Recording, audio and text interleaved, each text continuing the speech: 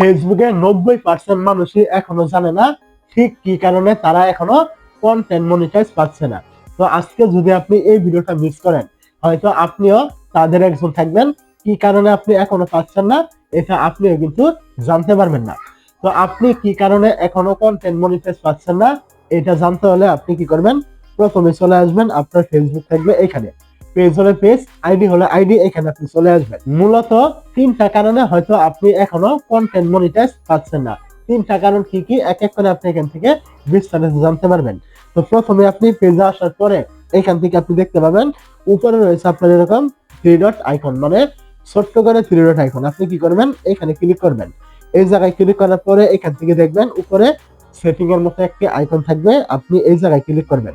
তো যখন আপনি এই জায়গায় ক্লিক করবেন, এখান থেকে দেখতে পাবেন আপনার সামনে এরকম একটা ইন্টারফেস কিন্তু চলে আসবে। তো আপনি কি করবেন, এখান থেকে একটু নিচের দিকে আসবেন। তো যখন আপনি এখান থেকে নিচের দিকে আসবেন, এখান থেকে পেয়ে যাবেন আর্লি অ্যাক্সেস টু ফিচার নামে একটি অপশন। আপনি কি করবেন, এই অপশনে ক্লিক করবেন।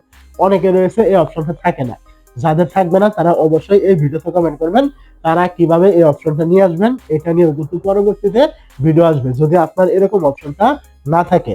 তো অবশ্যই আপনি কি করবেন, এখান থেকে লেখা থাকবে জয়েন দা বেটা প্রোগ্রাম, আপনি এখান থেকে এটা অফ করা থাকলে চালু করবেন। এটা চালু করলে কি হবে, এখন থেকে ফেসবুকের যে কোনো ফিচার আগে চালু হলে সেটা আপনি পেয়ে যাবেন, হোক কন্টেন্ট মনিটাইজ অথবা অন্য যাই কিছু হোক না কেন।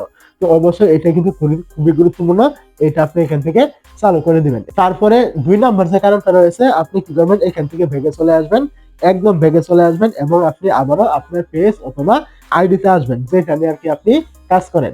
তারপর আপনি এখান থেকে প্রোফাইল আইকনে ক্লিক করবেন এবং এখান থেকে আপনি দেখতে পাবেন নিচে রয়েছে আপনার এরকম ড্যাশবোর্ড আছে, এখানে ক্লিক করবেন। এই জায়গায় ক্লিক করার পরে এখান থেকে দেখবেন মনিটাইজ নামে একটি অপশন, এখানে ক্লিক করবেন। এই জায়গায় ক্লিক করার পরে এখান থেকে দেখবেন নিচে রয়েছে আপনার কন্টেন্ট মনিটাইজ, এখানে ক্লিক করবেন। এইখানে ক্লিক করার পরে এখান থেকে দেখবেন, এখান থেকে বলে দিয়েছে you are a waiting list, মানে আপনি যতক্ষণ না এরকম ওয়েটিং লিস্টে না থাকবেন ততক্ষণ কিন্তু ফেসবুক আপনাকে কখনোই কন্টেন্ট মনিটাইজ দিবে না। কন্টেন্ট মনিটাইজ পাওয়ার এটা হলো আপনার প্রথম ধাপ, আপনি এরকম ওয়েটিং লিস্টে থাকবেন, তারপরে ফেসবুক থেকে আপনি কন্টেন্ট মনিটাইজ পাবেন। এটা অনেকে রয়েছে, অনেকে ক্রাইটেরিয়া পূরণ করে এখানে আসতে হয়, আবার অনেকে রয়েছে কোনো কিছু ক্রাইটেরিয়া ছাড়াই হুট করে ফেসবুক এটা এরকম অপশন কিন্তু দিয়ে দেয়, মানে আপনাকে ওয়েটিং লিস্টে রেখে দেয়। আপনাকে এই প্রসেসে প্রথমেই আসতে হবে। তো এটা ছিল আপনার 2 নম্বর কারণ, যদি আপনি এরকম ওয়েটিং লিস্টে না থাকেন আপনি কখনোই কন্টেন্ট মনিটাইজ পাবেন না।